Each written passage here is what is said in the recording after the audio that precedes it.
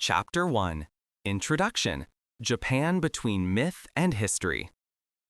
Japan has fascinated the world for centuries. Hardly any other country combines old tradition and modern dynamism with such intensity. On the one hand, there are images of temples, shrines, and samurai, and on the other, those of robots, anime, and futuristic metropolises. But behind these contrasts lies a history that goes back a long way, a history that is as much marked by isolation as it is by exchange, by myths and religion as well as by hard politics, by cultural flourishing and by catastrophic wars. The history of Japan cannot be reduced to a simple line. Rather, it is a network of epochs in which periods of relative stability alternate with phases of dramatic upheaval. Even in early times, myths and legends shaped the self-image of a people who lived on a group of islands, far away from the Asian mainland, and yet always closely connected to it. The stories of the gods from the Kojiki and Nihon Shoki tell of the origin of Japan and the divine origin of the imperial house, which still refers to these mythical roots today. At the same time, Japan has never been completely sealed off from the world. Early on, techniques, characters, religions, and political models were adopted from China and Korea, but they were always adapted to their own culture. This process of selective appropriation was to become a basic pattern of Japanese history: openness to external influences, but at the same time, the insistence on one's own identity. Another basic pattern is the role of the imperial family. Since ancient times, the Tenno, the Japanese emperor, has been considered a divine ruler, a direct descendant of the sun goddess Amaterasu. But in political reality, the emperor was rarely the real ruler. Instead, other forces often determined the course of history: powerful noble families, military rulers, shoguns, and finally modern politicians.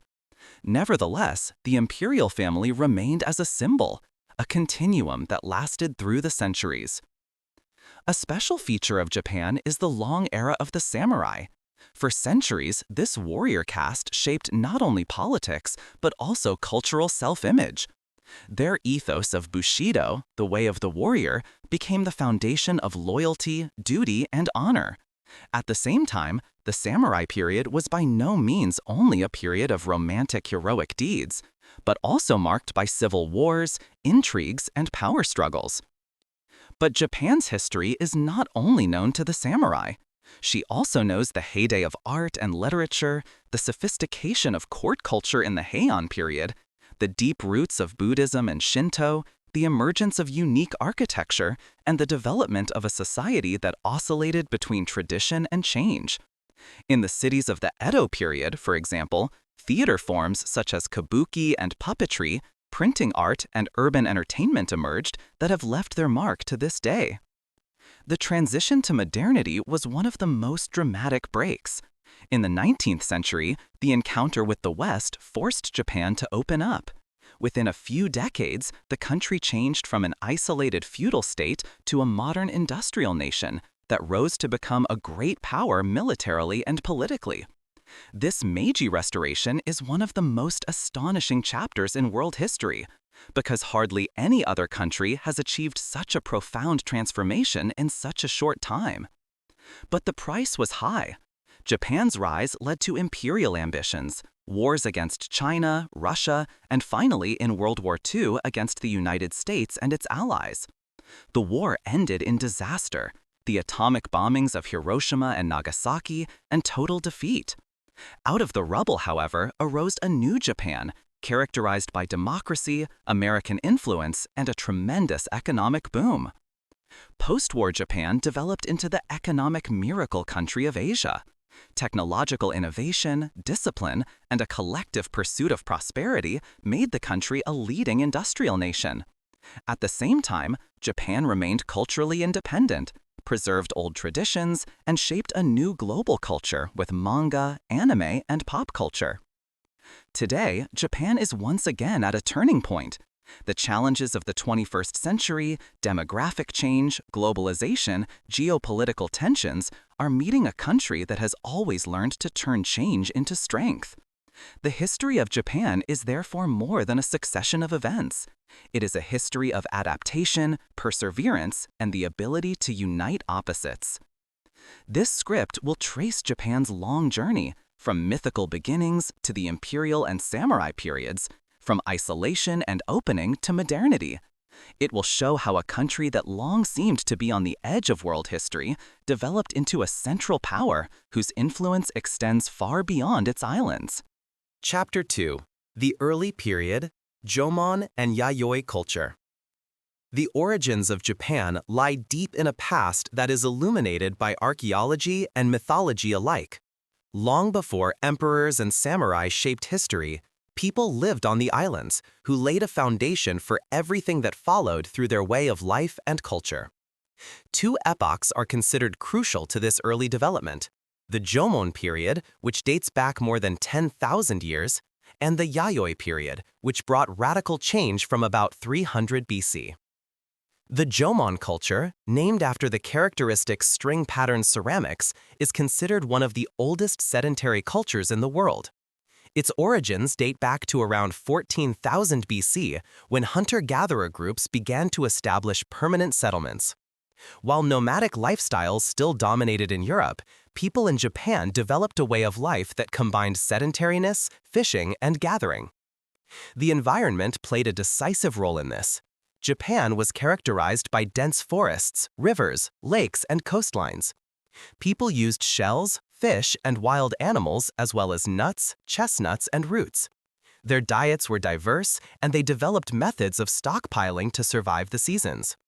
Archaeological finds of shell mounds, so-called kaizuka, still provide insights into the way of life of the Jomon people.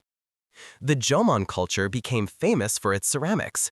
The ornately decorated vessels, often embossed with a string pattern, are among the oldest ceramics in the world. They were used for storing food, cooking, and probably also for ritual purposes. Particularly striking are the so-called flame ceramics, whose artistic forms still arouse admiration today. This pottery shows that the Jomon societies were not only practical but also artistic. Another fascinating element of Jomon culture is the dogu, small clay figures that often represent human forms. Its exact meaning is still disputed today. Some researchers see them as fertility symbols, others as protective amulets or objects for ritual healing. What is certain is that they reflect a deep spiritual dimension of Jomon society. The Jomon period lasted an astonishingly long time, over 10,000 years. But from about 300 BC onwards, a new development began that fundamentally changed society: the Yayoi culture. Named after a district of Tokyo where their first traces were discovered, the Yayoi period marks the transition to agriculture and metalworking. The most important difference to the Jomon period was the introduction of wet rice cultivation. From Korea and China, this technique came to Japan and revolutionized the way of life. Rice cultivation required organized community work, irrigation systems, and clear structures. This created more complex social hierarchies and permanent village communities. Agriculture made surpluses possible, which in turn encouraged trade, specialization, and the development of elites. In addition to agriculture, the Yayoi culture also brought new technologies. Iron and bronze utensils were introduced, first for tools and later for weapons and ritual objects. Particularly striking are the large bronze drums, the so-called dotok, which were probably used in religious ceremonies. They are richly decorated and depict scenes of hunting, agriculture, and mythological symbols. Yayoi society was more hierarchical than the egalitarian structures of the Jomon period. Archaeological finds of graves show clear differences in status. Some graves were richly equipped with weapons and jewelry, while others contained only simple grave goods. This points to the emergence of a warrior and ruling class that laid the foundation of later political structures. Contact with the Asian mainland also intensified during this time. Migration from Korea brought not only technologies, but also new populations to Japan. This influence can be proven linguistically and genetically, and it led to the fusion of the Jomon inhabitants with the newly arrived Yayoi people. This process contributed decisively to the emergence of the Japanese people. The Yayoi period also laid the groundwork for the emergence of a centralized state. With increasing population density, agriculture, and hierarchies, the need for organization and power structures grew. The first regional dominions emerged, which competed with each other. In the following Kofun period, these developments led to the formation of powerful clans and ultimately to the first state. The Jomon and Yayoi cultures thus stand at the beginning of Japanese history. The Jomon period shows a people who lived in close harmony with nature, developed a deep spiritual dimension, and created an artistic tradition that lasted for thousands of years. The Yayoi period, on the other hand, marks the beginning of agriculture, hierarchy, and technology, elements that paved the way to an organized society. In retrospect, it can be said that these two epochs are the roots of what Japan is all about. The combination of a deep connection to nature and artistic expression on the one hand, and technical innovation and social organization on the other. In this field of tension, the history of Japan was to continue to unfold in the coming centuries. Chapter 3: The Kofun Period and the Emergence of a State. With the beginning of the Kofun period, which is dated from about 250 to 538 AD, Japan entered a new era. The name Kofun is derived from the huge burial mounds that were built during this time. These monumental tombs, often in the shape of keyholes, were an expression of a new social order that differed markedly from the structures of the Yayoi period. This shows the transition from loose tribal communities to a more centralized rule, which is considered the basis of the later Japanese state. The Kofun tombs themselves are an impressive testimony to this development. The largest of them, such as the tomb of Emperor Nintoku in Osaka, extend over several hundred meters and are among the largest tombs in the world. Such monuments were not only resting places for rulers, but symbols of their power. They demanded enormous resources and manpower, which indicates an already highly developed organization and social hierarchy. With the Kofun period, a ruling elite was formed, which was in close contact with the emerging imperial family. Tradition speaks of the Yamato rulers, who had their power base in the Nara region and gradually gained supremacy over other clans. This Yamato rule is considered the nucleus of the Japanese state. She combined political power with religious legitimacy by attributing her ancestry directly to the sun goddess Amaterasu, a tradition that lives on in the imperial house to this day. Contact with the Asian mainland also played a central role in this era. Numerous innovations reached Japan via Korea: improved metalworking, new agricultural techniques, characters, and religious ideas. Particularly significant was the adoption of Chinese models of state organization. The idea of centralized rule, supported by bureaucracy and rituals, found fertile ground in Japan, even if it was adopted to its own circumstances. The society of the Kofun period was strictly hierarchically structured. At the top were the rulers, followed by a warrior aristocracy and influential clans. These clans, known as uji, played a central role in politics. Each clan worshipped its own patron god, and the religious dimension of power was omnipresent. Below this elite lived farmers, craftsmen, and fishermen, who made up the majority of the population. Their work carried the prosperity that made the construction of the monumental Kofun and the development of a ruling class possible in the first place. Another notable element of this period are the so-called haniwa, clay figures that were placed around the Kofun tombs. They depict people, animals, houses, and weapons, and probably served both as protective symbols and as representations of everyday life. Today, they give us valuable insights into clothing, weapons, rituals, and social life of the time. The military component became increasingly important in the Kofun period. Archaeological finds of swords, armor, and helmets prove that the elite ruled not only through religious legitimacy, but also through military power. The influence of equestrian warfare, adopted from Korea and Manchuria, shaped the development of a warrior caste that would lead to the samurai tradition in later centuries. In this epoch, the emergence of Shinto as an organized religion can also be observed. Although there were no codified texts yet, the worship of nature deities, ancestors, and sacred places occupied a central place in social and political life. The connection between rule and religion, the legitimation of the ruler through divine descent, was firmly anchored here. However, the Kofun period was not only a phase of consolidation of power, but also of conflicts. Various clans competed for influence, and the dominance of the Yamato was by no means unchallenged. Nevertheless, they managed to build up a supremacy through skillful alliances, military strength, and the incorporation of religious symbols, which laid the foundation for the later Japanese state. With the end of the Kofun period and the transition to the Asuka period around the 6th century, another decisive change occurred: the entry of Buddhism into Japanese society. But even before that, the Kofun epoch had created the structures that paved the way for this: a central system of rule capable of absorbing and integrating new ideas and religions. In retrospect, the Kofun period appears to be a phase of transition. The scattered communities of the Yayoi period formed a society with clear hierarchies, monumental symbols of power, and the first beginnings of a centralized state. The Yamato rulers established a tradition that continued for centuries and shaped the idea that the Japanese imperial house is not only a political but a sacred center of the nation. The huge burial mounds, which can still be seen in the landscape today, are a reminder of this time of awakening. They are silent witnesses to an era in which Japan began to forge its own path as a state-organized society, a path that was characterized by the balance between internal development and external influences, between myth and reality. Chapter 4. Buddhism and the Imperial House in the Asuka Age. With the beginning of the Asuka Age in the 6th century, Japan entered a period of profound change. Named after the Asuka region near Nara, this period was marked by cultural, religious, and political upheavals that further expanded the foundation of Japanese civilization. Perhaps the most important turning point of this time was the introduction of Buddhism, a development that had not only religious but also social and political consequences.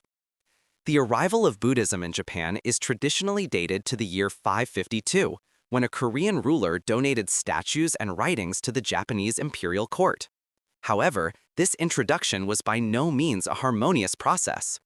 Buddhism represented a completely new worldview, which stood in contrast to the previous beliefs of Shinto, in which nature deities, kami, and ancestor worship dominated. While Shinto embodied the local faith, spiritually intertwined with nature, Buddhism brought a highly developed teaching from India through China and Korea, which opened up a whole new dimension with philosophy, rituals, and monasteries. This led to conflicts at the imperial court. Powerful noble families, especially the Soga, endorsed the new religion, as it was considered a sign of cultural modernity and close ties with China and Korea. Other clans, such as the Mononobe and Nakatomi, strongly opposed it, because they saw the primacy of the native deities and their own religious power threatened. These tensions led to political disputes, in the course of which the Soga defeated their opponents and finally established Buddhism at court. With the victory of Buddhism, an epoch of intense cultural blossoming began. Monasteries were built, including Asukadera, one of Japan's earliest Buddhist temples. Art and architecture received new impulses. Bronze Buddha statues, pagodas, and murals were introduced. At the same time, the first systematic legislations emerged, inspired by Chinese models. An outstanding figure of this period was Prince Shotoku, 574 to 622, who acted as regent for Empress Suiko.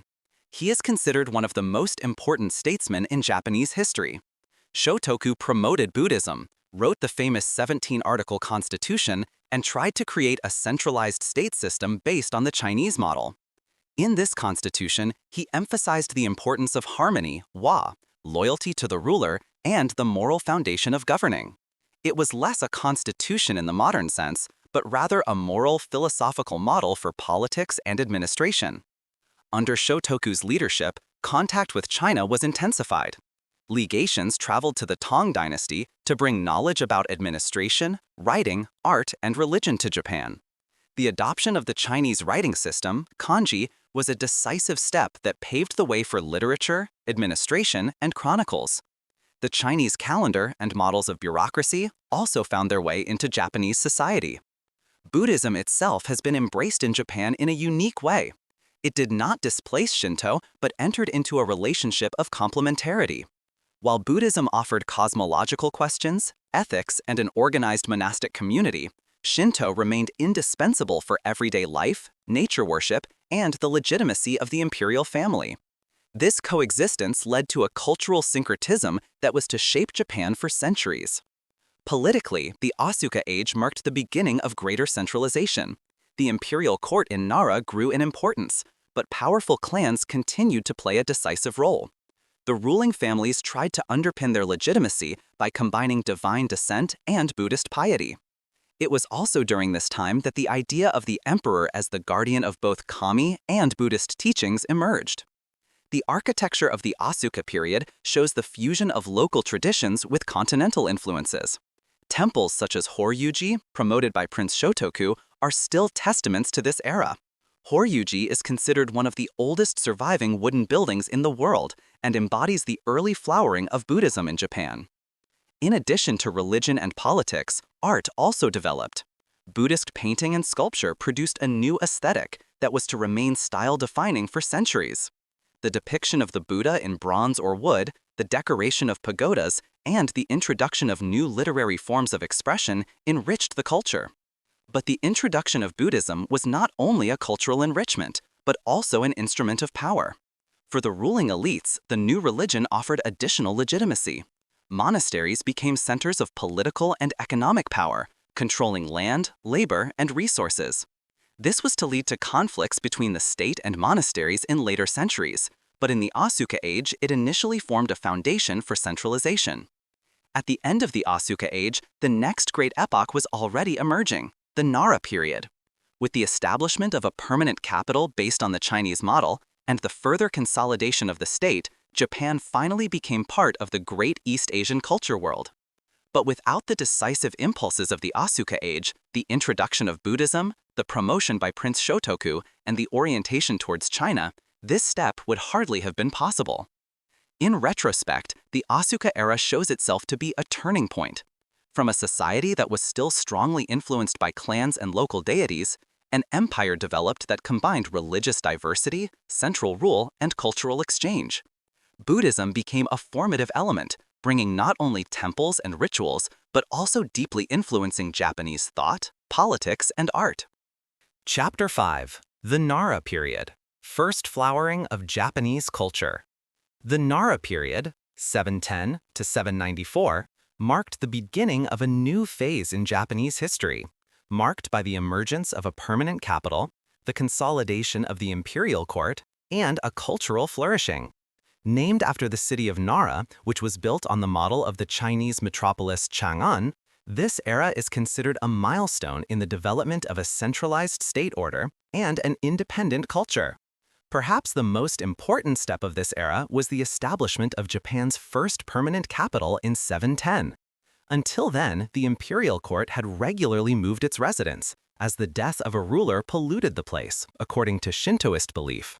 With Nara, however, a conscious decision was made to become a permanent center that symbolized political stability and continuity. The city was laid out according to the Chinese pattern, in a strict checkerboard pattern, with palaces, administrative buildings, temples, and residential quarters. Politically, the Nara period was marked by the attempt to organize the empire according to the Chinese model. The so-called Ritsuryo system, a combination of criminal and administrative laws, regulated administration, tax collection, and land distribution. According to this model, theoretically, all land that was given to farmers for cultivation belonged to the state. These, in turn, had to pay taxes and perform labor services. The military was also centralized, although implementation often failed due to the reality of local power relations. A decisive motor of the Nara period was Buddhism. Already introduced in the Asuka era, it now unfolded its full effect. Numerous temples were built in and around Nara, including the famous Todaiji, where the largest bronze Buddha statue in the world was erected. Emperor Shomu, 701 to 756, promoted Buddhism particularly strongly and regarded it as the basis of the state order. Under his rule, the construction of temples was ordered in all provinces in order to underpin the unity of the empire also religiously. However, Buddhism developed not only into a spiritual force, but also into a political power factor. Monasteries received land, resources, and influence at court. Monks increasingly played a role in politics, which was to lead to tensions in later centuries. At the same time, a symbiosis between Shinto and Buddhism emerged. While Shinto ensured the worship of the local kami and the legitimacy of the imperial family, Buddhism offered a universal, philosophically influenced religion. Culturally, the Nara period was a heyday. With the adoption of the Chinese script, a written tradition emerged in Japan. The two oldest historical works, the Kojiki 712 and the Nihon Shoki 720, were written during this period. They combine mythology and historical narrative and established the idea of the divine origin of the imperial family. The Manyoshu, a collection of over 4,000 poems, provides insights into the world of thought of the era, from love poems to political and religious themes. Art and architecture also experienced a heyday. Buddhist paintings, sculptures, and buildings combined Chinese models with local traditions. The Todaiji, with its enormous Daibutsu, Great Buddha, became a symbol of the connection between religion, politics, and art. Wooden architecture reached a high level, which is still visible today in the temple complexes of Nara. Society continued to be strongly hierarchically structured. At the top was the imperial court, followed by powerful noble families who resided in the capital Nara. These families played a central role in administration and politics. Below lived the peasants, who made up the majority of the population and made the prosperity of the empire possible through taxes and services. At the bottom of society were craftsmen, merchants, and people with a low social status, some of whom had hardly any rights. Relations with foreign countries also intensified during the Nara period. Legations were regularly sent to China to acquire knowledge about administration, religion, art, and technology. Through these contacts, medical knowledge, writing techniques, and cultural ideas reached Japan in addition to Buddhism. At the same time, Korea's influence remained important, especially in the introduction of technologies and craft traditions. But the Nara period was not only marked by prosperity, but also by tensions. The increasing power of the monasteries and monks was viewed increasingly critically at the imperial court. In addition, the elaborate construction projects and the distribution of land put a strain on the resources of the empire. Famines, epidemics, and social tensions repeatedly afflicted the state. Emperor Shomu's intensive promotion of Buddhism led to cultural flourishing, but also weakened the authority of the court vis-à-vis religious institutions. At the end of the Nara period, the court therefore decided to move the capital. In 784, the residence was first moved to Nagaoka, and in 794 to Heian-kyo, later Kyoto. This move marked the beginning of a new era, the Heian period, which was marked by a shift in the center of power and a new flourishing of court culture. In retrospect, the Nara period shows itself to be an epoch of consolidation and cultural self-discovery. For the first time, Japan was given a permanent capital, a systematic administration, and a written history. Buddhism finally established itself and shaped art, architecture, and politics. Despite all the tensions and crises, the Nara period thus laid the foundations for the cultural and political development of the following centuries. Chapter 6. The Heian period: Nobility, Art, and the Birth of the Samurai. With the relocation of the capital to Heian-kyo in 794, an era began that is considered one of the most glamorous periods in Japanese history, the Heian period, 794–1185. Named after the new capital, the later Kyoto, this era was marked by an extraordinary flowering of court culture, the emergence of independent literature and art, and the first beginnings of the warrior caste that would later determine the fate of the country as samurai. The founding of Heian-kyo was more than just a change of location. It symbolized an attempt to free oneself from the tensions of the Nara period, especially from the excessive influence of Buddhist monasteries. In Heian, the imperial court wanted to build a center that would secure its political and cultural autonomy. The city was planned according to the Chinese model, with wide streets, palaces, and administrative facilities, but it soon developed its own face. Politically, the Heian period was characterized by the dominance of the aristocratic system. Above all, the powerful Fujiwara family knew how to exert great influence on the imperial court through clever marriage politics and intrigues. By marrying their daughters to emperors, the Fujiwara ensured that their grandchildren became emperors.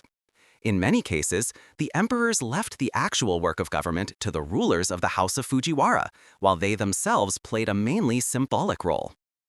This concentration of power in the nobility led to politics increasingly distancing itself from the realities of the country. While in Heian the aristocrats lived in magnificent palaces, wrote poems, and enjoyed courtly rituals, the peasants in the countryside had to bear the burden of taxes and labor services. At the same time, the importance of the warriors, who maintained order outside the capital and defended the country, grew. The Heian period is considered the pinnacle of classical Japanese culture. This is where a literature was created that is still world famous today. Particularly noteworthy is the work Genji Monogatari, the story of Prince Genji, written by the lady-in-waiting Murasaki Shikibu around the year 1000. It is considered the first novel in world literature and describes life, love, and intrigues at the imperial court with psychological depth and fine powers of observation. In addition, Sei Shonagon's Makura no Soshi, the Pillow Book, was created, a collection of essays, observations, and anecdotes that records the everyday life of the court. The literature of this period was closely linked to the development of Japanese writing. While the Chinese characters kanji continued to be used, the syllabary kana now emerged, which made it possible for women in particular to write in their own language. This led to a flowering of female literature that makes the Heian period unique. Culture also flourished in art and architecture. Painting and calligraphy developed into highly valued arts. Yamato-e, an independent form of painting with Japanese motifs, took place alongside the Chinese-inspired styles. In architecture, palaces and temples were built in the so-called Shinden style, which was characterized by open, light-flooded rooms and a close connection between buildings and gardens.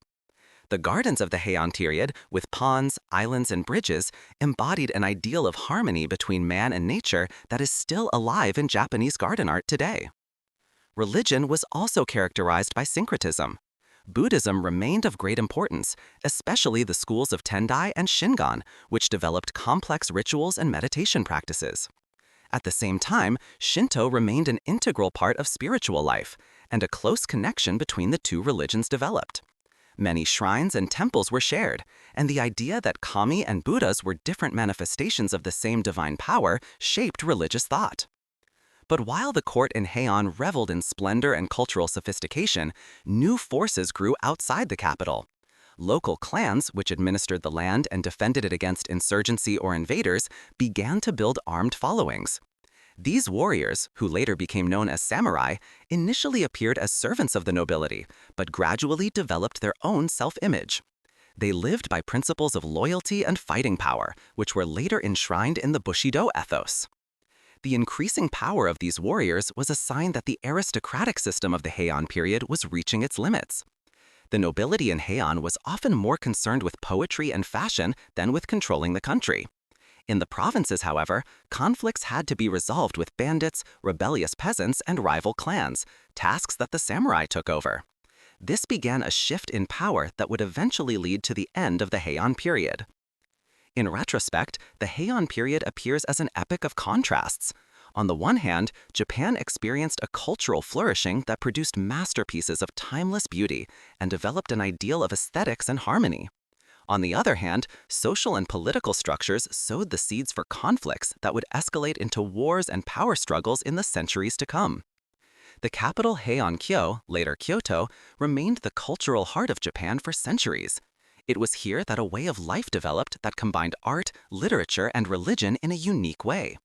But while the ladies-in-waiting wrote poems and the aristocrats walked through the palaces in magnificent dresses, a new power grew out in the country, that of the warriors, who were soon to enter the stage of history and decisively change the fate of Japan.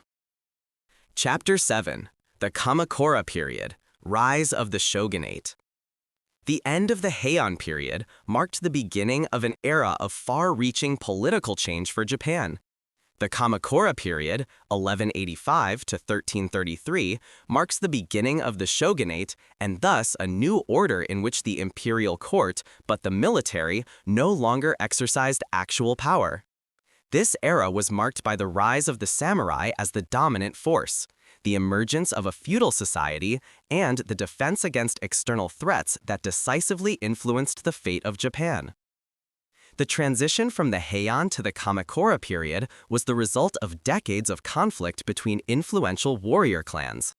While the aristocracy in Kyoto exhausted its power in courtly intrigues and ceremonies, the provinces had long since produced their own rulers.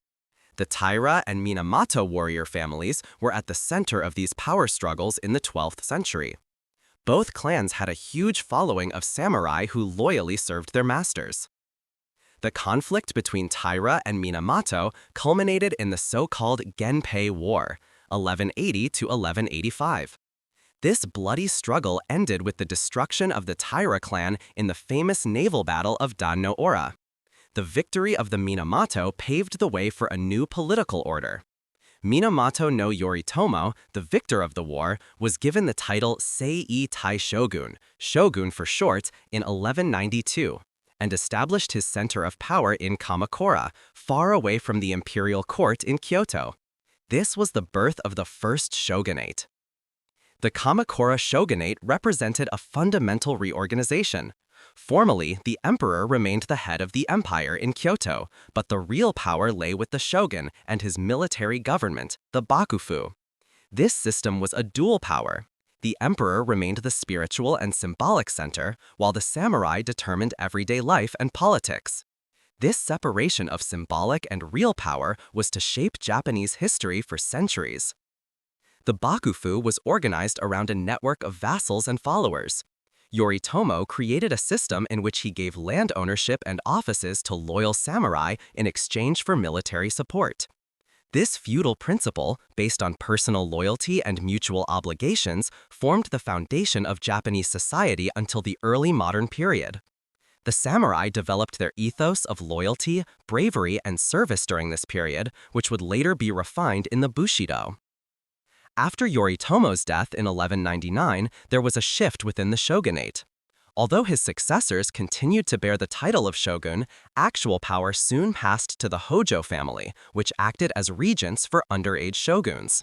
This created a system in which the Hojo were the de facto rulers, while the Minamoto shogun only served as figureheads.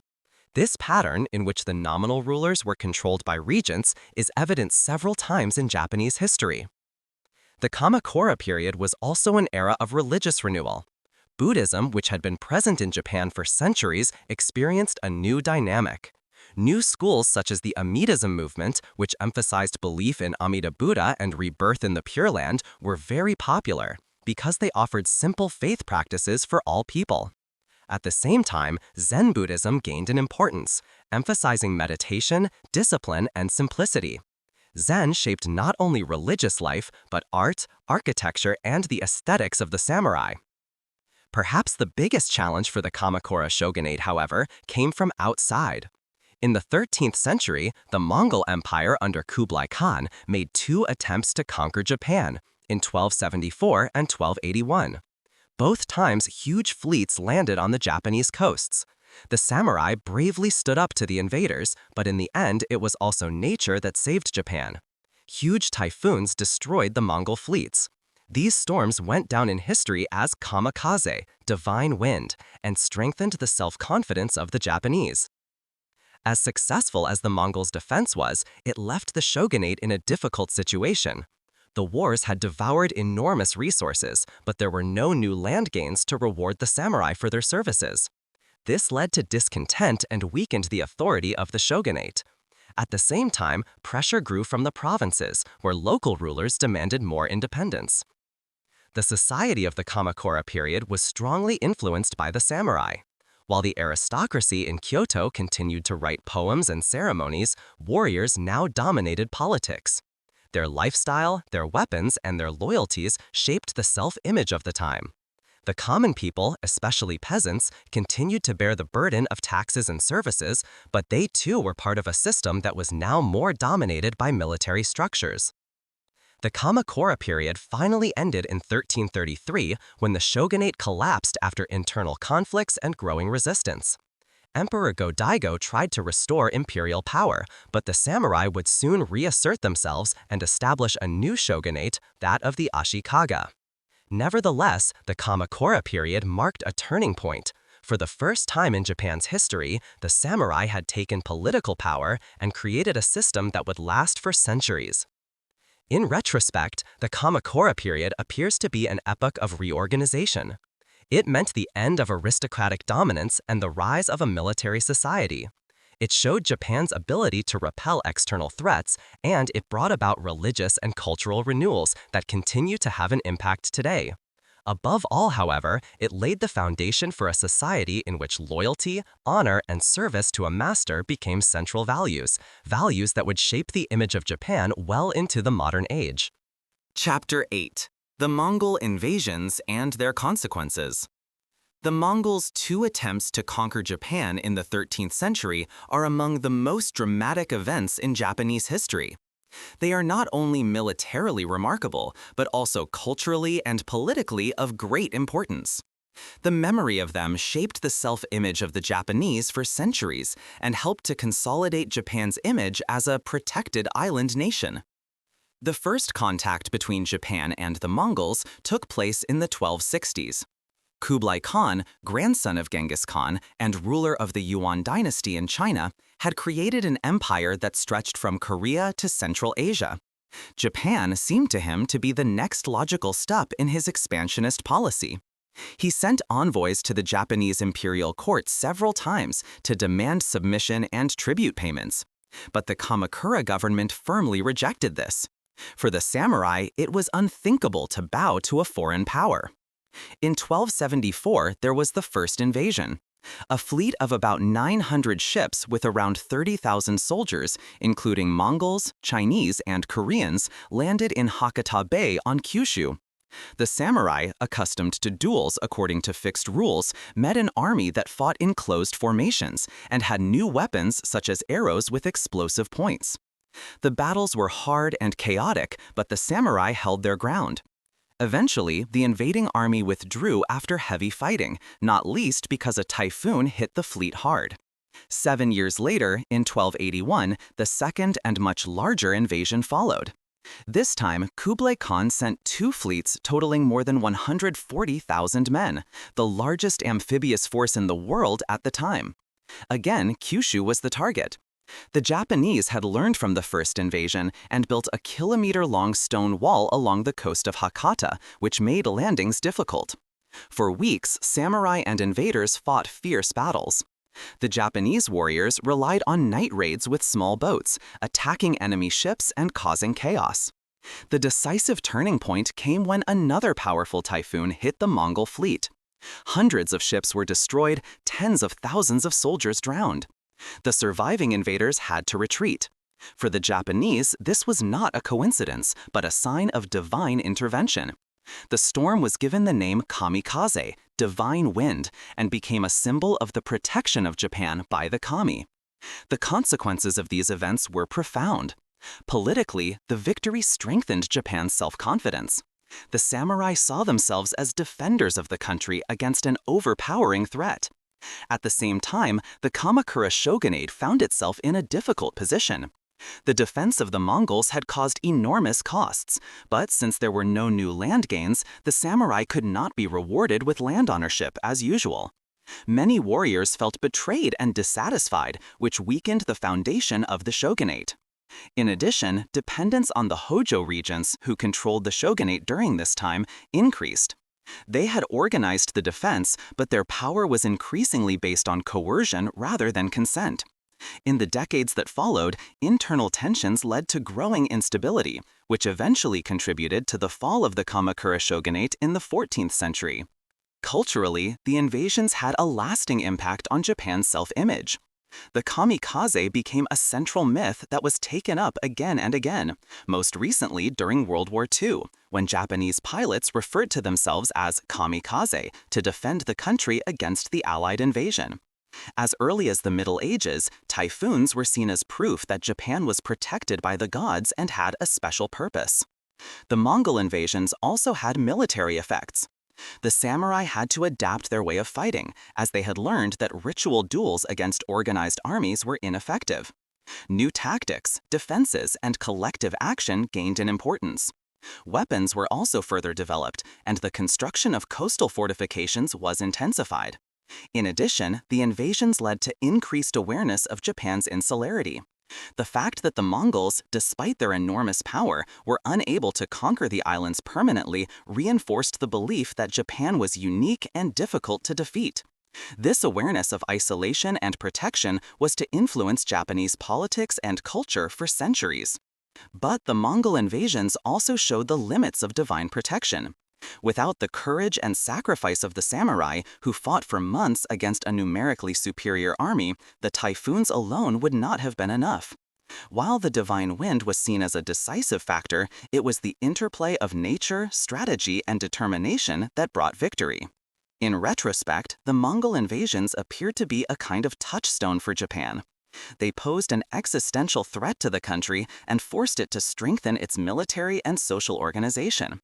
At the same time, they marked the beginning of a myth that deeply shaped the country's self-image: the idea that Japan was protected by divine powers. The invasions did not bring territorial changes, but they changed the mentality. Japan remained independent, while large parts of Asia were under Mongol rule. This experience gave the country a sense of specialness that would shape many generations to come. At the same time, however, it exacerbated the social and economic problems that eventually shook the Kamakura shogunate. Chapter 9. The Muromachi Period. Zen, Culture, and Power Struggles. The Muromachi period, 1336–1573, was an era full of contradictions. Cultural flourishing and artistic innovation went hand in hand with political turmoil and military conflicts. Named after the Muromachi district of Kyoto, where the Ashikaga shogun had their residence, it marks the transition from the Kamakura to the early modern period. In particular, the influence of Zen Buddhism, the development of new art forms, and the emergence of an independent urban culture make this period a key moment in Japanese history. The political background of the Muromachi period was marked by instability. After the fall of the Kamakura shogunate, Emperor Go-Daigo tried to restore imperial power in the course of the Meiji Restoration, 1333–1336. However, this attempt quickly failed, as the samurai, who had facilitated the overthrow of the old shogunate, were dissatisfied. Ashikaga Takuuji, one of their leaders, turned against the emperor and established a new shogunate in Kyoto. This began the reign of the Ashikaga, which lasted almost 2.5 centuries, albeit with varying strength. In contrast to the Kamakura shogunate, which had created a clear separation from the imperial court in Kyoto in Kamakura, the Ashikaga shogun resided in Kyoto itself. This led to a closer connection, but also to a greater dependence on the court nobility. The Ashikaga did not have the same military authority as the Minamoto or Hojo before them. Instead, they had to constantly balance between different clans and factions, which weakened their power. The biggest crisis of this era was the Onin War, 1467–1477. The trigger was a dispute over the succession of the shogun, but the conflict escalated into a full-scale civil war in which numerous samurai clans fought against each other. Kyoto was devastated, and the central authority of the Ashikaga shogunate collapsed. This chaos gave rise to the Sengoku Age, a period of constant wars and power struggles in which regional warlords, daimyo, fought for supremacy. Despite the political instability, the culture flourished, which was strongly influenced by Zen Buddhism. Zen emphasized meditation, simplicity, and the immediate experience of the moment. This philosophy found expression in architecture, garden art, painting, and tea ceremony. The famous Zen gardens, such as that of Ryoanji in Kyoto, with their carefully arranged stones and gravel areas, embody the idea of simplicity and contemplation. The tea ceremony, which later became a highly ritualized art form, also has its roots in Zen Buddhism. Originally, the consumption of tea was used by the monks to concentrate during meditation, but soon it developed into an aesthetic ritual that emphasized simplicity, modesty, and harmony. The painting of the Muromachi period was strongly influenced by Zen. Chinese-style ink painting, known as suibokuga, gained great importance. Artists such as Sesshu Toyo created masterpieces that depicted landscapes, mountains, and water with just a few brushstrokes. This art form reflected the Zen idea that the essence is not in the abundance of detail, but in the illusion and empty space. The No theater also developed during this era. Under the sponsorship of the third Ashikaga shogun Yoshimitsu, it achieved the status of a highly prized art. No combines acting, dance, music, and masks in a strictly stylized framework. Topics range from ghost stories to historical dramas, always with an emphasis on emotions and spiritual issues. No became an elite art that is still performed today. Architecturally, the Muromachi period produced significant developments. The Kinkakuji, Golden Pavilion, and the Ginkakuji, Silver Pavilion, both in Kyoto, are still symbols of the era today.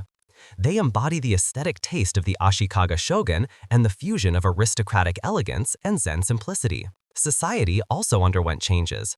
While the aristocracy continued to exist, the samurai and regional daimyo gained more and more influence. Cities grew, markets developed, and an early form of bourgeois culture emerged. Merchants and craftsmen played a growing role, even if they continued to be low in social rank. International exchange increased in the early Muromachi period. Japan maintained trade relations with China, especially during the Ming Dynasty. Through these contacts, luxury goods, books, and works of art reached Japan, while Japanese products such as lacquerware, swords, and copper were exported to China. The pirate trade, the so-called woku, also shaped the time and led to conflicts with neighboring states. In retrospect, the Muromachi period is an epoch of contrasts. Politically, it was unstable, marked by wars and power struggles. But culturally, it produced some of Japan's most important and enduring achievements. Zen shaped not only religion and philosophy, but also art, architecture, and aesthetic sensibilities. Out of the chaos of political fragmentation grew a culture of simplicity, depth, and timeless beauty. The Muromachi period prepared the ground for the coming age of wars, the Sengoku Jidai. But she also left behind a cultural legacy that still forms the core of Japan's self-image today. Chapter 10. Sengoku, the Age of Wars. In Japanese history, the 15th and 16th centuries are considered the Sengoku Jidai, the Age of Wars. This era was characterized by constant conflicts between rival daimyo, regional princes who fought for power, land, and influence. The term Sengoku literally means War of the Countries and aptly describes a time when Japan disintegrated into countless dominions and the country sank into decades of civil war. The roots of this chaos lie in the Onin War, 1467 to 1477, which devastated Kyoto and finally paralyzed the already weak Ashikaga shogunate. After the war, central authority collapsed, and power now lay with the local daimyo, who raised their own armies and ruled their territories like independent states. While the imperial court in Kyoto and the Ashikaga shogunate had little more than symbolic significance, warlords now determined the fate of Japan. The Sengoku age was marked by violence, but it also brought innovation. The samurai played a crucial role in the daimyo armies, but they were no longer exclusively noble warriors. Peasants, monks, and even merchants could rise to military leaders under certain circumstances. Social mobility was greater than in other periods, as war opened up new opportunities. The fighting led to the development of new military tactics and structures. Castles became important centers of power. While early castles were simple wooden fortifications, stone fortresses were built in the Sengoku age that dominated entire landscapes. These castles were not only military bases, but also administrative centers and symbols of the power of a daimyo. A decisive change was brought about by the introduction of firearms.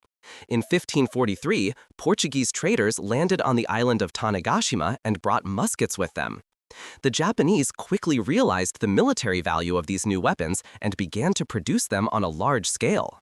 Just a few decades later, Japan had more muskets than any European nation. This development fundamentally changed warfare and contributed to the emergence of modern armies. But the Sengoku age was not only an era of wars, but also of contact with the outside world. The arrival of the Portuguese brought not only weapons, but also new trade opportunities and Christianity. Missionaries such as Francis Xavier reached Japan and initially found great popularity, especially among daimyo, who saw advantages in religion and contacts with Europeans. In some regions, entire sections of the population became Christian, and the new beliefs mixed with local traditions. Despite the constant wars, economic life continued to develop. Agriculture, especially rice cultivation, remained the basis of society, but trade and crafts gained in importance.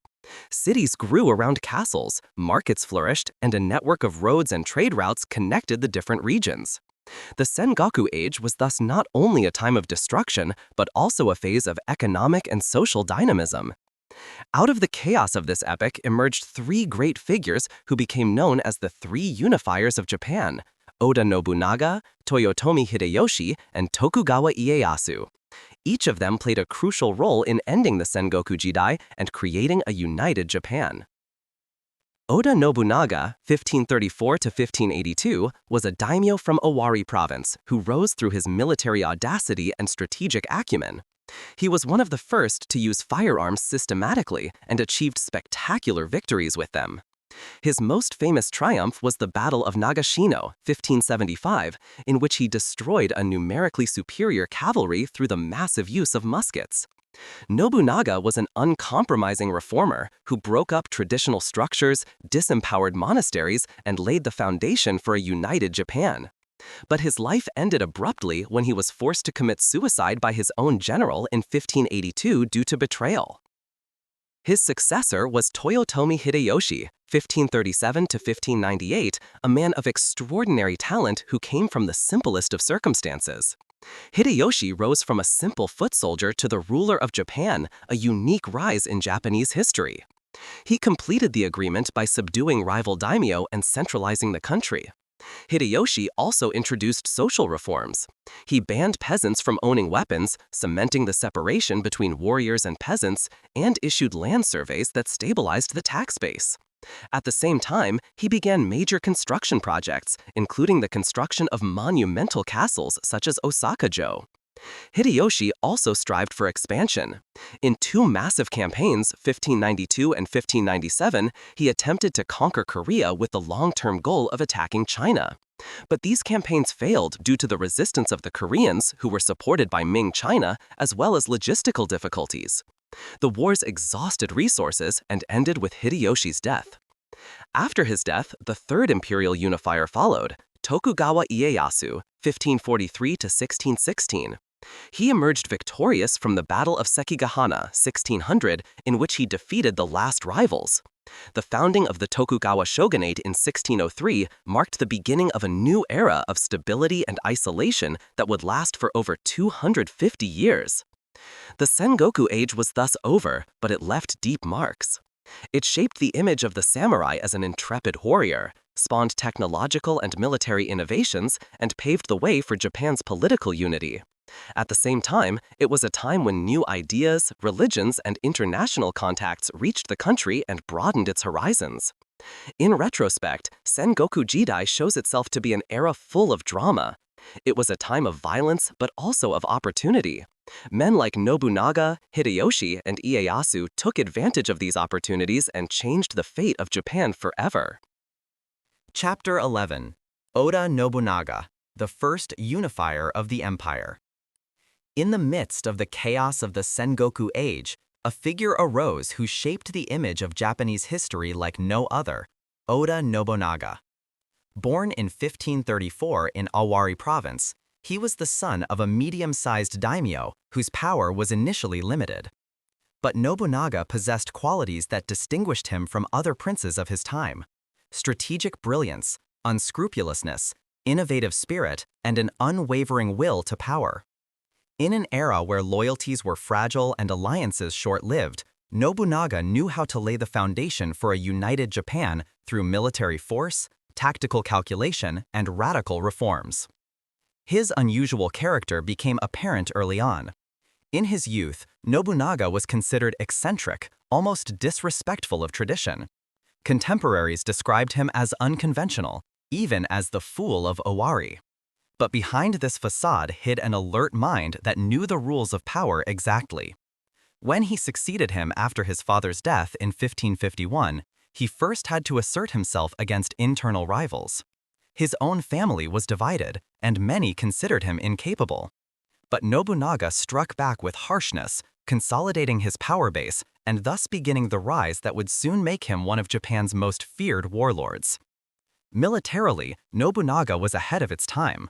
While many daimyo continued to rely on traditional tactics, he recognized the potential of modern weapons early on. After the introduction of muskets by the Portuguese, he was one of the first to use them systematically. His army was disciplined and organized not only around the samurai elite, but also around foot soldiers equipped with firearms. This combination of tradition and innovation made him a dangerous opponent. A pivotal moment in Nobunaga's rise was the Battle of Okahazama in 1560. Here he faced an outnumbered army of the Imagawa clan with a vastly inferior troop. Through a daring surprise attack during a rain shower, Nobunaga managed to take the enemy by surprise and kill their leader Imagawa Yoshimoto.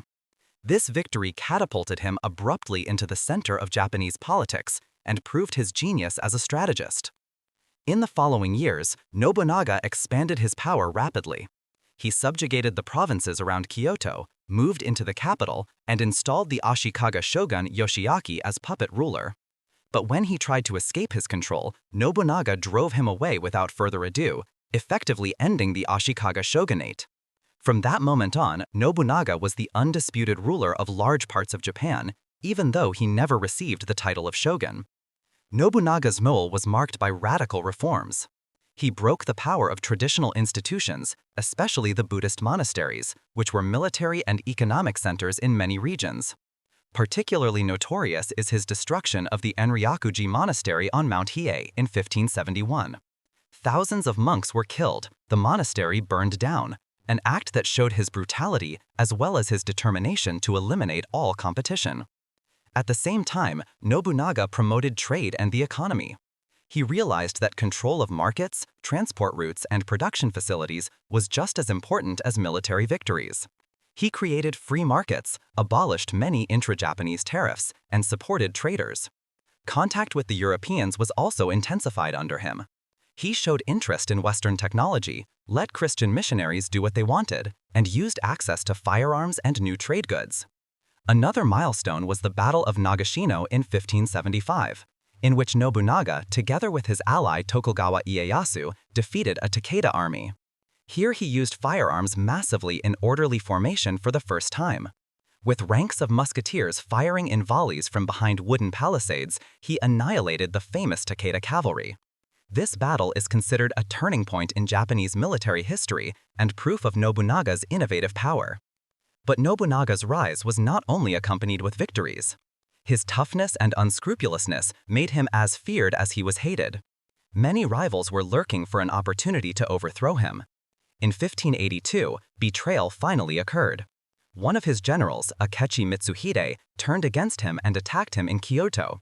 Nobunaga, surprised and without sufficient defense, saw no way out and committed ritual suicide, seppuku, in the temple of Honnoji. His death was dramatic and abrupt, but his legacy remained. He had destroyed the old system of fragmented power relations, broken the supremacy of the monasteries, laid the foundation for a centralized state, and led Japan into a new era. His work was continued by his successors, Hideyoshi and Ieyasu, who eventually completed the unification. In retrospect, Oda Nobunaga appears to be an ambivalent figure, a visionary reformer but also a brutal warlord. He was the first of the three unifiers of the empire, and without him, the history of Japan would probably have taken a different path. Nobunaga brought order to a torn country by breaking traditions, using new technologies, and taking uncompromising action against his opponents. In his person, cruelty and progress, destruction and renewal are combined, a mirror of the turbulent Sengoku age which he decisively shaped. Chapter 12. Toyotomi Hideyoshi, From Farmer to Ruler of Japan. If Oda Nobunaga was the destroyer of old structures, then Toyotomi Hideyoshi was the great finisher. He continued what Nobunaga had started and almost completely completed the unification of Japan. His story is one of the most astonishing ascents in world history. Born from the simplest of circumstances, he rose to become the most powerful man in the country without any aristocratic origins. This unprecedented journey from farm boy to unifier of the empire makes Hideyoshi one of the most fascinating figures in Japanese history. Hideyoshi was born in 1537 in a small village in the province of Owari. His father was a simple foot soldier who died early, and so the boy grew up in poverty. There was no question of aristocratic origin. In the rigid system of the samurai, a great career seemed close to him. But Hideyoshi had a sharp mind, an unerring sense of people, and an unusual talent for organization and strategy. Early on, he sought service with Oda Nobunaga and began his meteoric rise there. At first, he was just a simple servant who was entrusted with organizational tasks, but Nobunaga soon recognized his talent. Hideyoshi proved himself in military undertakings, showed courage and cunning, and won the trust of his master. With each successful mission, he rose from foot soldier to general and finally to one of Nobunaga's most important confidants. When he was betrayed by Akechi Mitsuhide in 1582 in Honnoji, it was Hideyoshi who reacted quickly, defeated Mitsuhide in the Battle of Yamazaki, and avenged Nobunaga's death. From that moment on, he was the undisputed heir to Nobunaga's mission. Hideyoshi was not only a brilliant general, but also a master of diplomacy.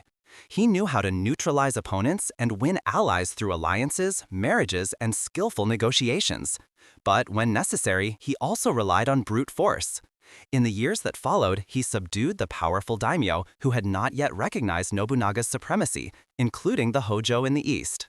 With the conquest of their fortress Odawara in 1590, Japan was de facto united for the first time in its history. Since Hideyoshi did not come from the samurai caste, he could not be appointed shogun. Instead, he was given the title of Kampaku, regent, and later Taiko, former regent, which gave him de facto the highest political authority. In doing so, he created a new legitimacy for his power, which was based on his performance and political skill, not on origin. His reign was marked by far-reaching reforms. He carried out a comprehensive land survey, the so-called Taiko Kensho. This measure systematically recorded agricultural yields for the first time and thus laid the foundation for fair tax collection. At the same time, it led to greater centralization, as the shogunate and the court now had direct control of resources. One of his most important measures was the separation of peasants and warriors. With the so-called sword hunting edict, Hideyoshi had farmers forbidden to carry weapons. This prevented peasant uprisings and cemented the social order. Peasants were to produce, samurai were to fight. In doing so, Hideyoshi created a system that lasted into the Tokugawa era. He also organized society more strictly. Mobility was restricted, farmers were no longer allowed to leave their land, and craftsmen and merchants were concentrated in certain neighborhoods. In this way, he fixed society in estates, a system that later formed the basis of Tokugawa feudalism. At the same time, Hideyoshi promoted art and culture. The construction of magnificent castles such as Osaka-jo, which served as administrative centers and symbols of his power, bears witness to this era. Castles became not only military fortresses, but also centers of courtly life and cultural flourishing. Hideyoshi himself had a penchant for splendor and ceremony, which was reflected in magnificent buildings and festivals. However, his ambitions extended beyond Japan. Hideyoshi dreamed of expanding overseas, especially China. In 1592, he launched the first invasion of Korea. A huge army landed on the peninsula and initially achieved great success.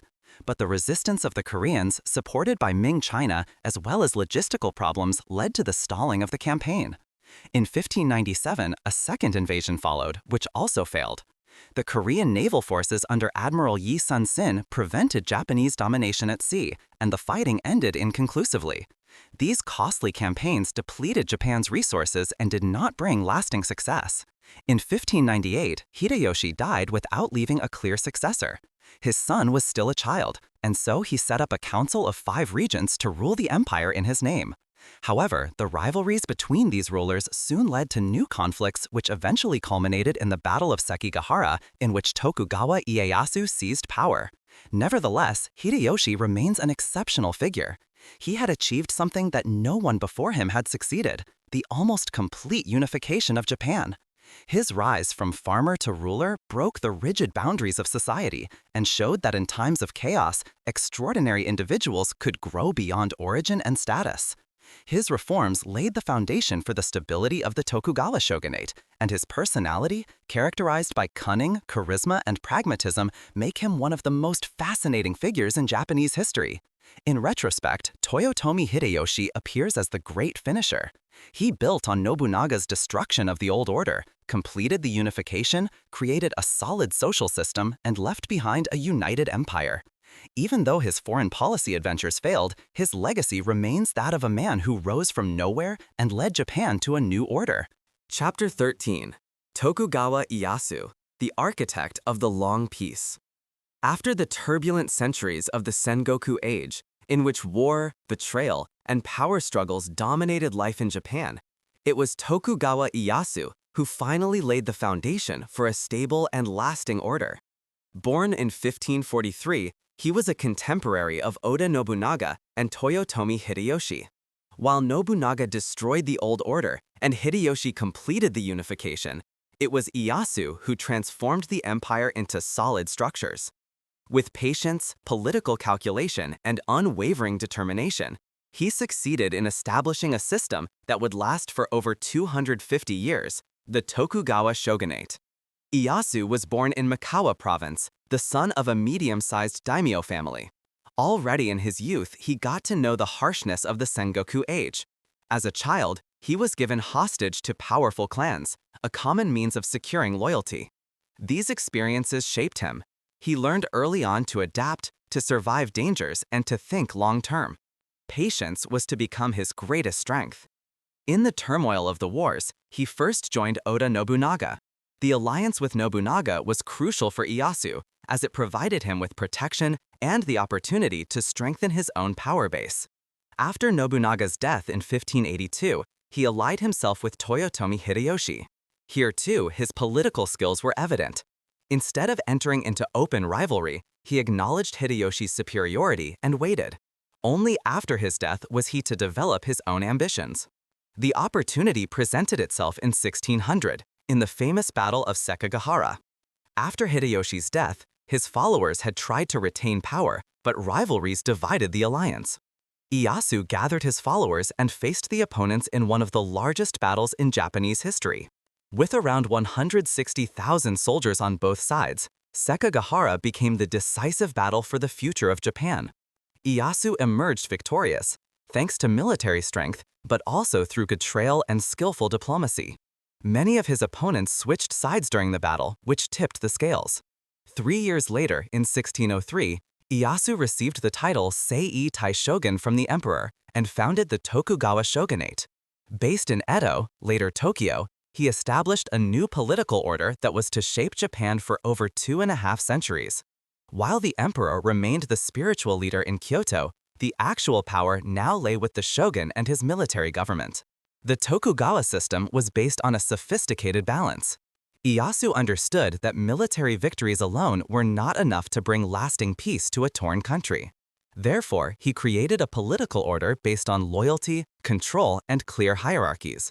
A central element was the Sankin Kotai system, which was institutionalized under his successors.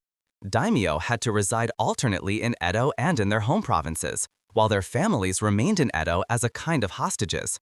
This tied them closely to the shogunate and prevented uprisings. At the same time, Ieyasu organized society into fixed estates. At the top were the samurai, followed by farmers, craftsmen, and traders. This strict hierarchy stabilized the order and created clear roles. Farmers were not allowed to carry weapons, and traders gained economic importance but remained socially low. Ieyasu also intervened religiously. He was suspicious of Christianity, which had spread since the arrival of the Portuguese. Christians were seen as a potential threat to loyalty, as they placed their attachment to a foreign faith above that to the daimyo or shogun. Therefore, the persecution of Christians began under Ieyasu, which was intensified under his successors. Churches were destroyed, missionaries expelled, believers persecuted. This policy resulted in the almost complete extinction of Christianity in Japan. Another important decision was the direction of foreign policy. While Hideyoshi had still pursued expansion plans, Ieyasu focused on consolidation. Recognizing the dangers posed by the European powers, he initiated the process of closing Japan off, which later became known as the Sakoku policy. Foreign trade was strictly controlled. Only the Dutch and Chinese were allowed to trade in the port of Nagasaki under strict conditions. In doing so, Ieyasu isolated Japan from external influences, but at the same time ensured internal stability. Economically, it promoted reconstruction after the centuries-long wars. Agriculture was reorganized, markets were regulated, roads were expanded. Edo quickly grew into one of the largest cities in the world. Merchants and craftsmen benefited from the long period of peace, even if they were low in the social hierarchy. Tokugawa Ieyasu died in 1616, but his work has survived. His grandson Ieyasu continued the policy of isolation and centralization. The Tokugawa Shogunate remained in existence until 1868 and is considered one of the most stable ruling systems in world history. The long peace of the Edo period was the direct result of Ieyasu's foresight and political calculation.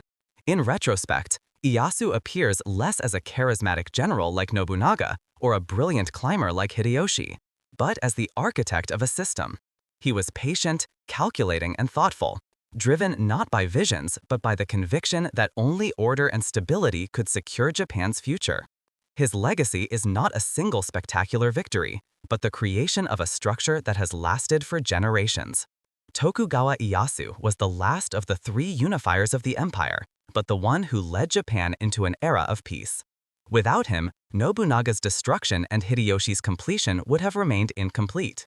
He created the framework in which Japan was able to grow, develop, and preserve its own identity for over 250 years, closed off from the world, but at the same time consolidated as never before. Chapter 14. The Edo Period: Order, Isolation, and Prosperity. The founding of the Tokugawa Shogunate in 1603 marked the beginning of an era that would shape Japan for over 2.5 centuries, the Edo period. Named after the new capital Edo, today's Tokyo, it was characterized by stability, isolation, and a unique cultural blossoming. While the country finally found peace after centuries of civil wars, a society developed that was characterized by strict order, social hierarchies, and a remarkable cultural life. The foundation of the Edo period was the strict political control of the Tokugawa Shogunate. At the top was the shogun in Edo, while the emperor in Kyoto continued to play a purely symbolic role. The real power lay in the military regime, which established an elaborate system of rule. A central element was the Sankin Kotai system, which had already been prepared under Ieyasu. Daimyo had to reside alternately in Edo and in their provinces, while their families remained permanently in Edo. Thus, they were effectively held hostage, and at the same time, there was a constant traffic between the capital and provinces, promoting trade and infrastructure. Society was organized into a rigid class system known as Shi no Kosho.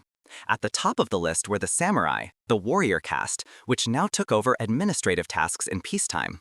Below them followed the farmers, who, as suppliers to the nation with rice as their main foodstuff, formed the most important economic basis. Craftsmen and merchants formed the lower classes. Paradoxically, it was the merchants who gained great influence during the long period of peace, even if they officially had the lowest rank. The isolation of Japan, the so-called Sakoku policy, was another central feature of the Edo period. From the 1630s onwards, the country almost completely closed itself off from the outside world. Foreign traders were expelled. Christianity was banned and persecuted. Only the Dutch and Chinese were allowed to trade under strict conditions in the artificial port of Dejima in Nagasaki. This isolation saved Japan from colonial subjugation, as many other Asian countries experienced in the 17th and 18th centuries. At the same time, it restricted international exchange, even though new ideas and technologies continued to reach Japan via Dejima. Economically, Japan experienced remarkable stability during this period. Rice cultivation remained the basis, but trade and crafts flourished. Edo, Kyoto, and Osaka developed into large urban centers. With over 1 million inhabitants, Edo grew to become the largest city in the world. Roads and post offices connected the country, markets boomed, and a new form of urban culture emerged, which was particularly visible in the entertainment districts of Edo. Culturally, the Edo period was an epoch of astonishing diversity. Theater forms such as kabuki and the puppet show bunraku enjoyed great popularity. Kabuki, with its magnificent costumes, dramatic actions, and elaborate makeup masks, became an expression of the urban attitude to life. Bunraku, on the other hand, combined puppetry, music, and storytelling to create a highly developed form of entertainment. Literature also flourished. Haiku poetry in particular, influenced by poets such as Matsuo Basho, produced an art form that captured deep observations of nature and life in a few syllables. At the same time, popular novels were written that dealt with life in the cities, love stories, and satirical reflections. The visual arts also continued to develop.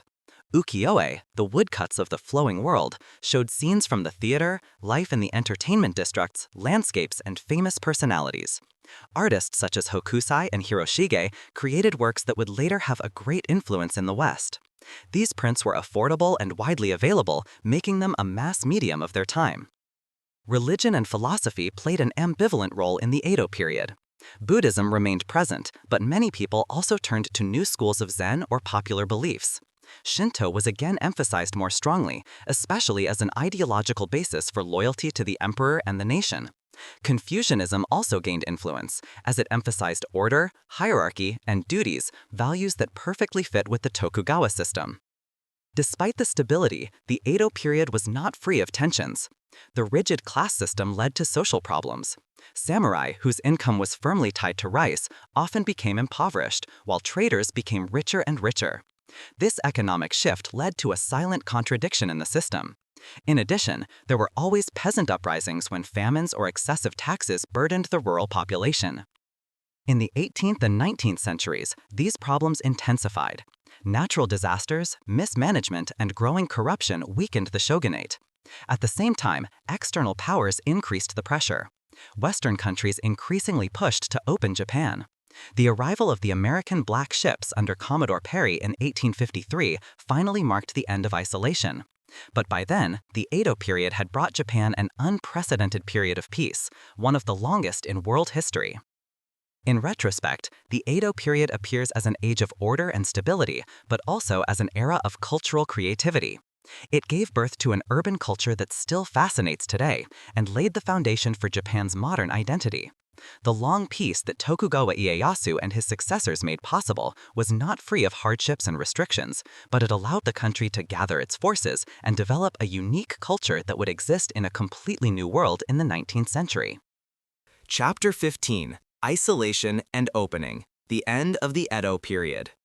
For more than 2.5 centuries, the Tokugawa Shogunate had kept Japan in a period of stability and isolation. But in the 19th century, the cracks in the system began to become unmistakable. Famines, social tensions, and growing economic problems weakened the foundation of the Edo order. At the same time, external pressure grew. The Western powers, which had already colonized large parts of Asia or brought them under influence, pushed to tear Japan out of its isolation. The confrontation with this new world eventually led to the end of the Edo period and prepared the ground for a radical transformation, the Meiji Restoration. A decisive factor in the decline of Tokugawa rule was the internal crisis. The rigid class system had outlived its usefulness. Samurai, whose income was firmly tied to rice, became increasingly impoverished as the prices of goods rose while their salaries stagnated. Many samurai went into debt with traders, who in turn became rich through trade and finance, even though they officially occupied the lowest rank in society. This imbalance undermined the social order on which the shogunate was based. Farmers suffered from high taxes and recurring natural disasters. Famines led to numerous uprisings in the 18th and 19th centuries. The urban population also grew rapidly, which created new problems. Although Edo was one of the largest cities in the world, plague, fire, and social unrest were a constant threat. The shogunate tried to counteract this with reforms, but many measures failed due to corruption and inefficient administration. While the country was in crisis internally, pressure from outside grew. Europe had sought trade contacts since the 16th century, but had been largely excluded by the Sakoku policy. Only the Dutch were allowed to trade in Nagasaki under strict conditions. In the 19th century, however, the geopolitical situation changed. Great Britain, France, Russia, and especially the United States pushed for Japan to open up. The decisive moment came in 1853, when the American Commodore Matthew Perry appeared in Edo Bay with a fleet of steam-powered warships, the so-called Black Ships. Perry called for the opening of Japanese ports to trade on behalf of the United States. The superior firepower of its fleet made it clear that Japan could not evade the demands. A year later, the Treaty of Kanagawa was signed, granting the U.S. trade rights and diplomatic relations. This was the beginning of a series of unequal treaties that were also concluded with other Western powers. They granted foreigners extraterritorial rights and reduced Japan's sovereignty. For many Japanese, this was a humiliation comparable to the unequal treaties that China had had to accept after the Opium Wars. The opening brought profound changes. Western technology, ideas, and goods poured into the country. At the same time, the shogunate's monopoly on power was called into question. Many samurai and daimyo saw the signing of the treaties as a betrayal and demanded a return to the direct rule of the emperor. Under the motto Son no Joi, honor the emperor, drive out the barbarians, a movement arose that was directed against both the shogunate and Western influence. The daimyo from the provinces of Satsuma and Choshu became particularly powerful. These principalities, which had long been in opposition to the Tokugawa shogunate, organized the resistance and, at the same time, modernized their armies according to the Western model. They realized that Japan could not fight the West by traditional means, but had to modernize itself in order to survive. The shogunate tried to introduce reforms, but it was too late. The economic burdens of the treaties, the discontent of the samurai, and the growing opposition of the daimyo decisively weakened the Tokugawa. In 1867, Shogun Tokugawa Yoshinobu finally resigned and officially handed over power to the emperor. This ended the more than 250-year rule of the Tokugawa shogunate. Shortly thereafter, the Boshin War, 1868 to 1869, broke out, a civil war between the supporters of the shogunate and the forces that supported the return to imperial rule. The imperial troops, supported by the modernized armies of the Satsuma and Choshu clans, prevailed. The defeat of the shogunate was final, and the imperial rule was restored, the so-called Meiji Restoration. The opening of Japan marked the end of an era and the beginning of a new one. After centuries of isolation, the country was forced to face the challenges of a globalized world. The encounter with the West was painful and humiliating, but it became the impetus for a radical modernization that was to transform Japan from a feudal state into a modern industrial nation in a few decades. In retrospect, the end of the Edo period appears to be a dramatic turning point. Centuries of stability and cultural flourishing ended abruptly under the pressure of Western canons. But decline and foreign rule were replaced by an astonishing rise in Japan. The ability to turn the crisis into an opportunity would lead the country to a unique success story in the 19th century, a story that began with the Meiji Restoration. Chapter 16: The Meiji Restoration, Japan's Leap into Modernity. When the Tokugawa shogunate collapsed in 1867 and power was officially returned to the emperor, one of the most profound transformations in world history began: the Meiji Restoration. Japan, which had isolated itself from the outside world for over 2.5 centuries, was transformed into a modern industrial nation within a few decades. These radical changes were not only a political reorganization, but a comprehensive revolution of state, society, economy, and culture. The young Emperor Mutsuhito, who ascended the throne in 1867, became the symbolic figure of this new era.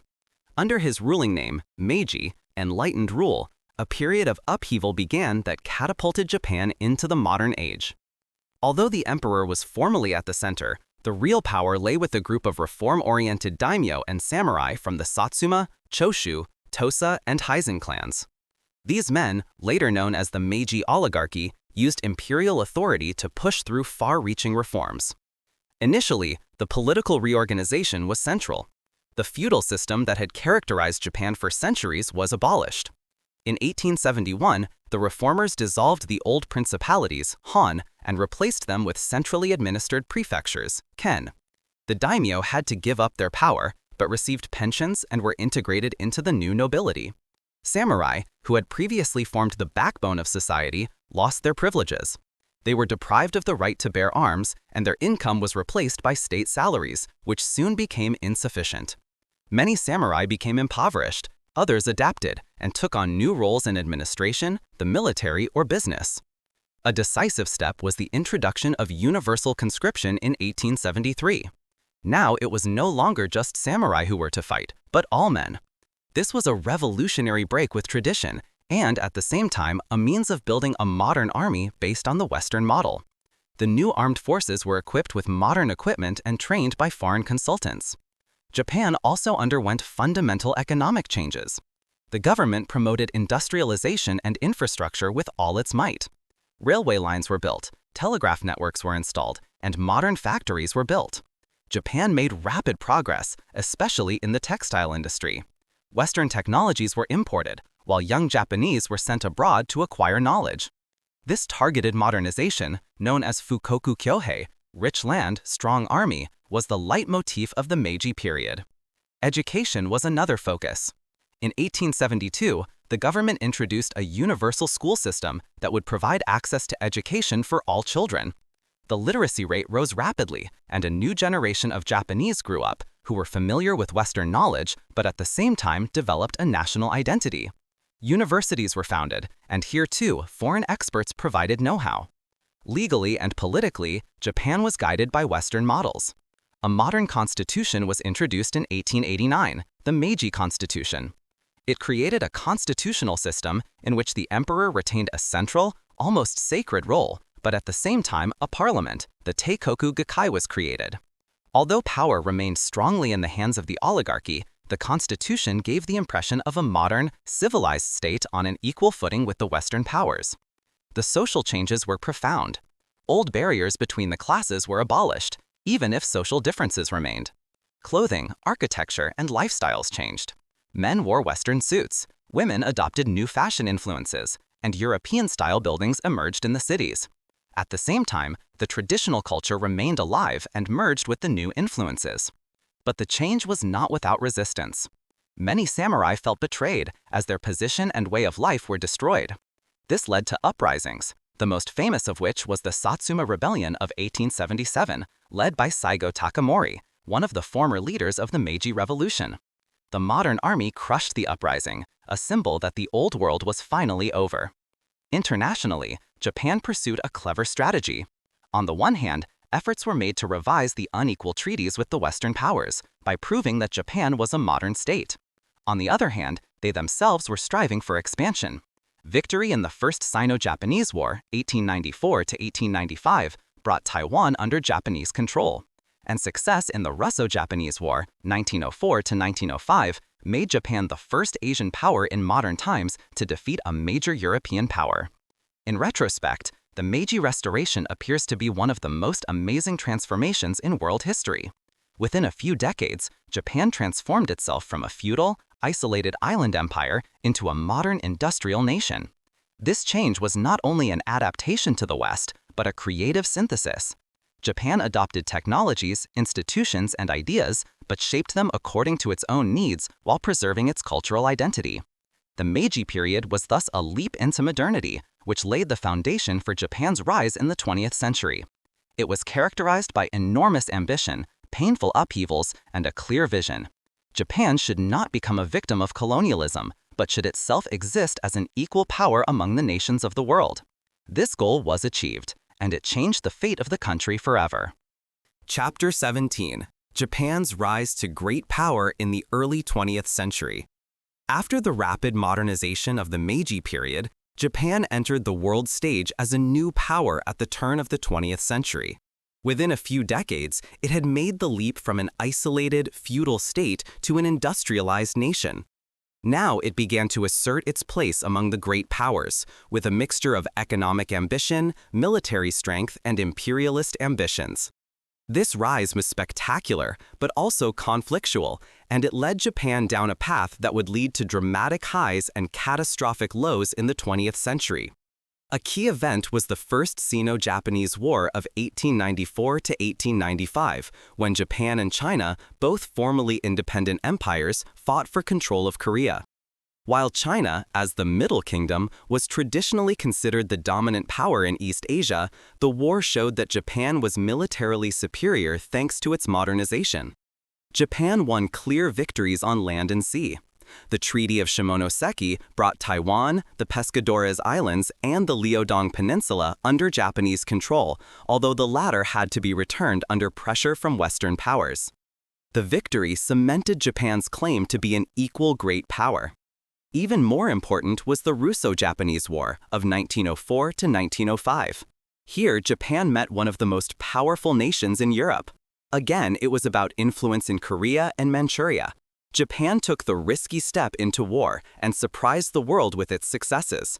The Battle of Tsushima, in which the Japanese fleet destroyed almost the entire Russian Baltic fleet, was a shock to the Western powers. For the first time in modern times, an Asian nation had defeated a major European power. The Treaty of Portsmouth, brokered by the United States, confirmed Japan's supremacy in Korea and Manchuria. This victory had far-reaching consequences. In Asia, it raised hopes among many peoples who were under colonial rule. Japan became a model for an Asian country to compete with Western powers. At the same time, it strengthened Japan's self-confidence and led to an even more decisive imperialist policy. In 1910, Korea was officially annexed and incorporated into the Japanese Empire. Colonial rule was harsh, marked by oppression, forced labor, and attempts at cultural assimilation. Meanwhile, Japan also experienced domestic political changes. The Meiji Constitution had created a parliament, but the real power remained with the oligarchy and the emperor. At the same time, the role of the military grew. The army and navy enjoyed high prestige and increasingly exerted influence on politics. Economically, industrialization continued. Factories, railways, and shipyards expanded, and corporations such as Mitsubishi and Mitsui developed into powerful economic empires, the so-called zaibatsu. With the First World War, Japan finally entered the League of World Powers. On the side of the Allies, it declared war on Germany in 1914 and conquered its colonies in China and the Pacific. These areas gave Japan new zones of influence, especially in Shandong. In the Treaty of Versailles of 1919, Japan was recognized as the victorious power and received a mandate over former German islands in the Pacific. At the same time, Japan's attempt to introduce a racial equality clause into the League of Nations Treaty failed, an indication that the country, despite its successes in the West, was not accepted as fully equal. The 1920s, often referred to as Taisho democracy, brought a brief period of liberal opening. Political parties gained influence, social movements formed, women began to demand more rights. Cities such as Tokyo and Osaka developed into modern metropolises with cinemas, jazz clubs, and Western lifestyle. But this departure was fragile. Economic problems, social tensions, and the earthquake of 1923, which devastated Tokyo, weakened the foundation. At the same time, military power remained a dominant factor.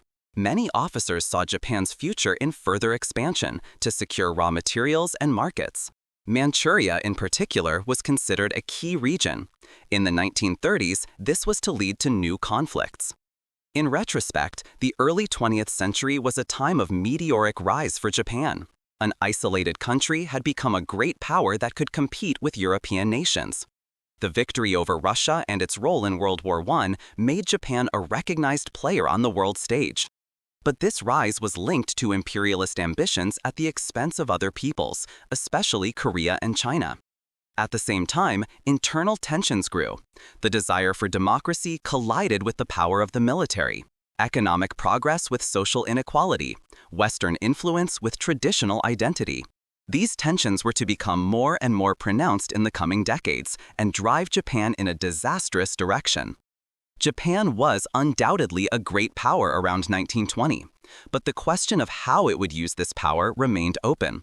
The further path did not lead to peaceful integration into the world community, but to a dangerous course of aggression that was to culminate in the Second World War. Chapter 18: World War II in the Road to Disaster. Japan's path to World War II was the result of a mixture of imperialist ambitions, economic constraints, and ideological radicalization. After Japan became a great power in the late 19th and early 20th centuries, its hunger for resources and territories grew. But this expansionist course led it into direct confrontation with the Western powers and ended in a catastrophe that left the country in ruins in 1945. As early as the 1920s, Japanese politics was marked by tensions. On the one hand, there were currents that emphasized democracy, parliamentarism, and international cooperation. On the other hand, the power of the military grew. The Great Depression of 1929 hit Japan hard as its export economy collapsed. This reinforced the influence of nationalist and militarist forces who argued that only aggressive expansion could ensure Japan's economic survival. 1931 marked the turning point. In the so-called Mukden incident, the Japanese army staged a pretext to occupy Manchuria. Despite international protests, Japan founded the puppet state of Manchukuo there. This showed that the military acted de facto independently of the government and determined an aggressive foreign policy. The League of Nations condemned the action, whereupon Japan withdrew from the organization in 1933. In 1937, the expansion escalated with the outbreak of the Second Sino-Japanese War. The Japanese army marched deep into China, conquering cities like Nanjing and committing serious war crimes in the process. The Nanjing Massacre, in which hundreds of thousands of civilians were killed and countless women raped, is one of the darkest chapters in Japanese history. Despite military superiority, however, Japan did not succeed in completely defeating China. The war developed into a protracted conflict that devoured enormous resources. At the same time, Japan reoriented itself internationally. In 1940, it concluded the Tripartite Pact with Germany and Italy, officially becoming part of the Axis powers. This alliance was intended to secure Japan's expansion in Asia and at the same time challenge the Western colonial powers. A decisive factor for the further course was access to raw materials. Japan was heavily dependent on imports, especially oil, which it sourced from the United States. When the US and other Western countries imposed an oil embargo in 1941, Japan faced an existential crisis. Without oil, the army could not operate, industry could not produce. The Japanese leadership was faced with a choice: give in or go to war. She chose the latter. On December 7, 1941, Japan unexpectedly attacked the US base at Pearl Harbor in Hawaii. With this attack, it wanted to eliminate the American Pacific Fleet and gain time to conquer Southeast Asia. The attack was initially a tactical success, but strategically it proved disastrous. The United States declared war on Japan, and Britain and other allies soon followed. In the first few months, Japan experienced spectacular victories. It conquered the Philippines, Malaya, Singapore, Indonesia, and numerous islands in the Pacific. The Greater East Asian Sphere of Prosperity, as the expansion was propagandistically called, seemed to become reality. But the apparent triumph was deceptive. The conquered territories were difficult to control, the supply lines were overstretched, and the resistance of the local population and the Allies grew. In 1942, the tide turned. At the Battle of Midway, Japan lost 4 aircraft carriers, a blow from which its navy never recovered. From then on, Japan was increasingly on the defensive. The US used its industrial superiority to build up a massive war machine. With the strategy of island hopping, they systematically moved closer to the main Japanese islands. The war in Asia took on increasingly brutal forms, with Japanese soldiers fighting with fanatical devotion, as surrender was considered a disgrace. Suicide attacks, later known as kamikazes, became a symbol of this attitude. At the same time, the Japanese army committed numerous atrocities against civilians and prisoners of war, which permanently burdened Japan's image after the war. In 1944, Japan was on the verge of collapse. The cities were reduced to rubble by American bomber fleets. Tokyo experienced firestorms that killed hundreds of thousands of people. Finally, in August 1945, the USA used the newly developed atomic bomb against Hiroshima and Nagasaki. Both cities were destroyed in seconds. Tens of thousands died immediately, many more in the following weeks from radiation sickness. On August 15, 1945, Emperor Hirohito declared Japan's surrender in a historic radio message. For the first time, the Japanese heard the voice of their emperor. The war, which had begun as a defense of the Reich, ended in total defeat. The consequences were devastating. Millions of deaths, destroyed cities, a demoralized population. But at the same time, the defeat opened up a path to a radical new beginning. Under American occupation, Japan began to redesign itself from the ground up. In retrospect, Japan's path to World War II appears to be a tragic combination of hubris, coercion, and illusion. The dream of being an Asian great power and catching up with the West led to aggression and expansion that ended in disaster. The defeat of 1945 was the low point in Japanese history, but also the starting point for an astonishing resurgence in the post-war period. Chapter 19: Occupation and Reconstruction, Post-War Japan. When Japan surrendered on August 15, 1945, not only the Second World War ended, but also an era of Japanese history. The country, which only a few years earlier had tried to be a great power in Asia, lay in ruins. Cities were devastated by bombing, millions of people were homeless, the economy was on the ground, and the population was traumatized. At the same time, this was the beginning of a radical transformation. Under the leadership of the Allies, especially the United States, Japan began an unprecedented reconstruction that transformed it into a modern democracy and economic power within a few decades. The occupation of Japan, which lasted from 1945 to 1952, was led by General Douglas MacArthur, the commander-in-chief of the Allied forces. MacArthur appeared with a mixture of authority and a spirit of reform, and implemented sweeping changes that permanently shaped the face of Japan. In doing so, he followed a clear line. Japan was to be demilitarized, democratized, and integrated into the community of peaceful nations. A central element was the new constitution, which came into force in 1947. It was drafted with significant participation by American lawyers, but passed by Japanese parliamentarians. The so-called Peace Constitution brought a revolutionary break with the past. Article 9, the most famous section, prohibited Japan from ever again waging war or having offensive forces. Instead, the country should only have self-defense forces. This provision became the core of Japan's post-war policy and continues to shape the country today. The new constitution also introduced basic democratic principles. The emperor was no longer sovereign, but the people. The emperor, who for centuries was considered a divine head, now became a purely symbolic head of state without political power. Political parties, free elections, equal rights for women and men, and an independent judiciary were enshrined. This created a Western-style parliamentary democracy that formed the political framework of the post-war period. The occupation also brought far-reaching social reforms. The education system was modernized, feudal structures were dissolved, large estates were expropriated, and land was distributed to farmers. This agrarian reform strengthened the rural population and broke the power of the old elites. Trade unions were promoted, freedom of opinion and freedom of the press were guaranteed. This created a more open and egalitarian society in which new social movements could gain a foothold. Demilitarization was another central point. The Japanese army was disbanded, weapons destroyed, military institutions abolished.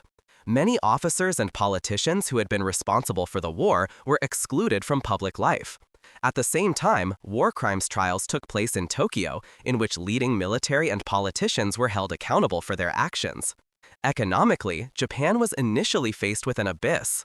Industry was destroyed, trade was on the ground, and people were suffering from hunger and shortages.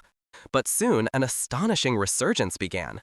At first, the Allies helped with food deliveries and economic support. From the early 1950s onwards, the Korean War also played a decisive role. The USA used Japan as a supply base, which gave industry a huge boost.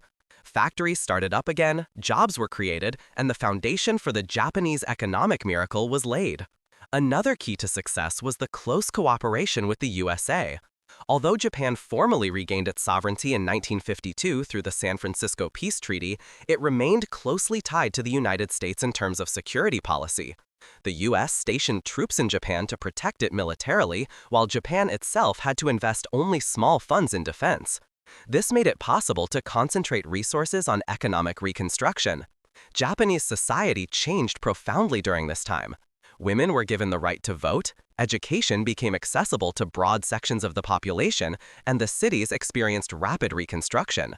At the same time, a new culture developed that combined traditional elements with Western influences. American films, music, and consumer goods found their way into everyday life without losing their own identity.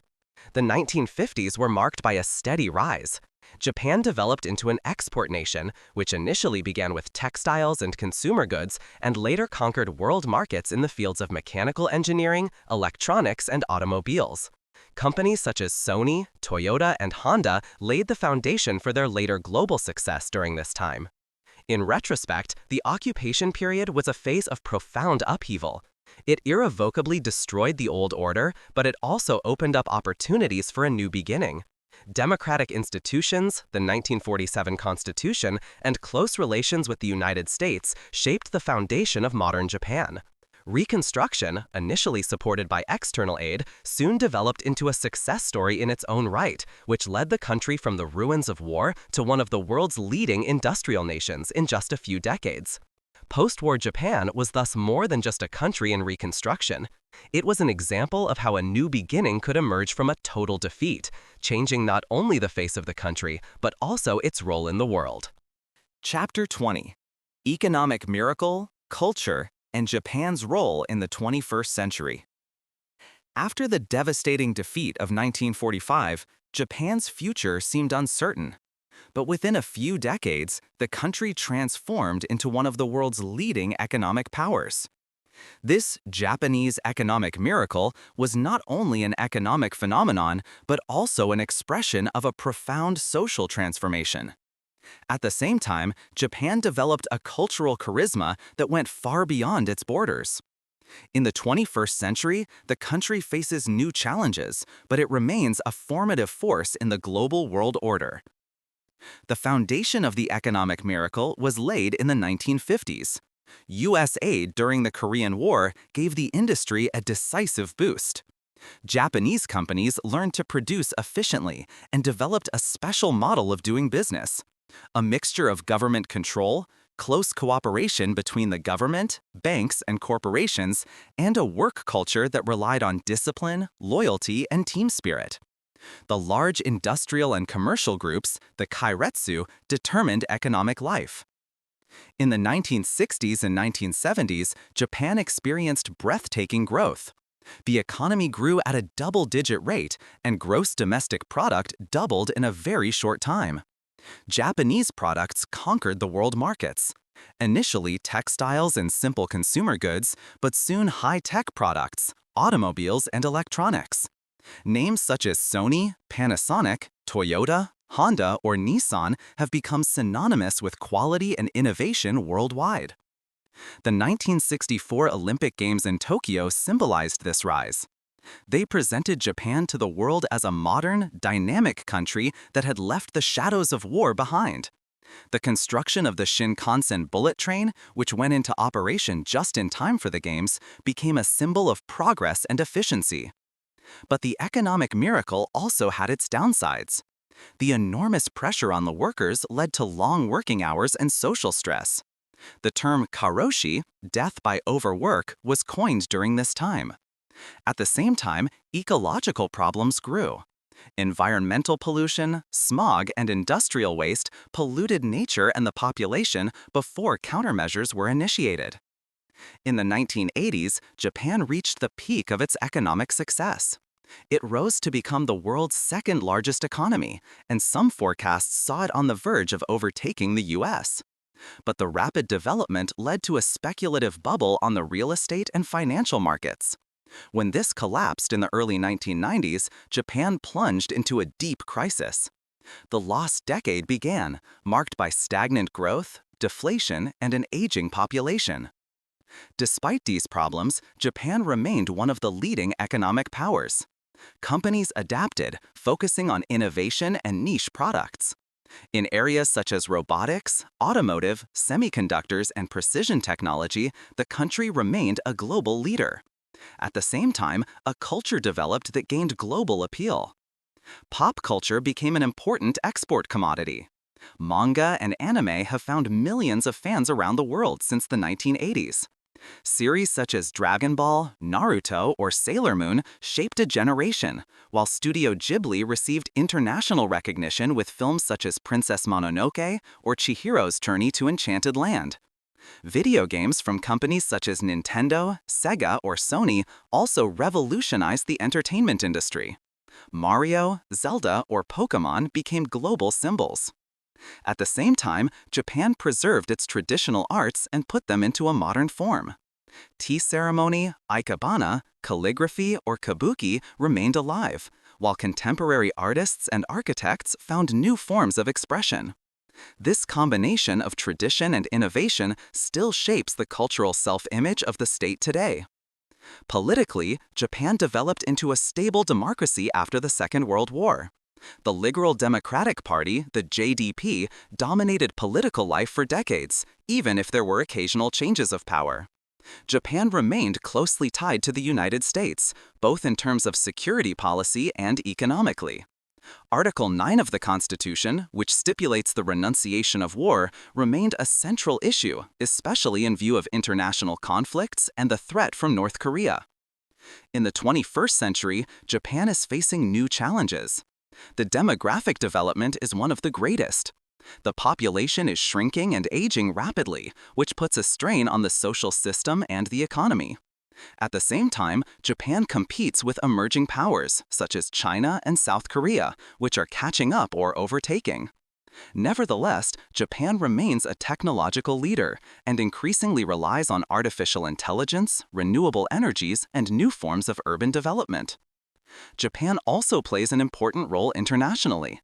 It is a member of the G7, one of the largest donors of development aid, and a key player in Asia. At the same time, it strives to strike a balance between its pacifist constitution and growing security challenges. The discourse on a possible constitutional amendment to give greater legitimacy to the self-defense forces shows how Japan vacillates between tradition and new reality. In the cultural field, Japan remains a global trendsetter. From fashion and design to pop music and literature to culinary arts, the country influences the world. Sushi, ramen, and other Japanese specialties have long become part of global food culture. At the same time, Japan attracts millions of tourists who are fascinated by the mixture of modern megacity and old temple world. Looking back over the last 150 years, Japan's development is unique. From an isolated island empire to an imperial great power, through the catastrophe of war to a stable democracy and economic power. The economic miracle of the post-war period was the engine that laid the foundation for today's role. But Japan's importance goes beyond economics. It is a cultural powerhouse, a laboratory for dealing with demographic change, and an example of how tradition and modernity can be combined. Japan in the 21st century is no longer the rising power that wants to surprise the West. It is an established country that knows its strengths and at the same time has to acknowledge its weaknesses. The path to the future will be marked by challenges, but also by the ability to reinvent oneself again and again, a skill that has characterized Japan for centuries.